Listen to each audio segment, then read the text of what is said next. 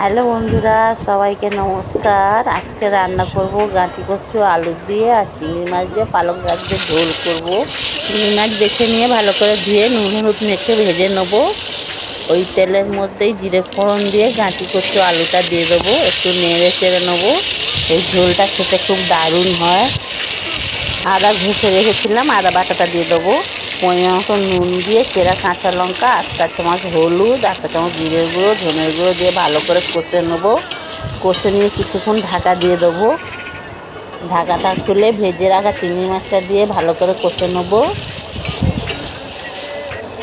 কেটে রাখা টমেটো পালং শাকটা দিয়ে দেবো, দিয়ে কিছুক্ষণ ঢাকা দিয়ে দেবো। ঢাকাটা খুলে ভালো করে নেড়ে চেড়ে নেবো।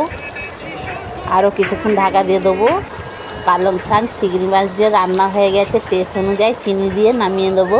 এই পর্যন্ত থাকলাম বন্ধুরা, নমস্কার, গুড নাইট।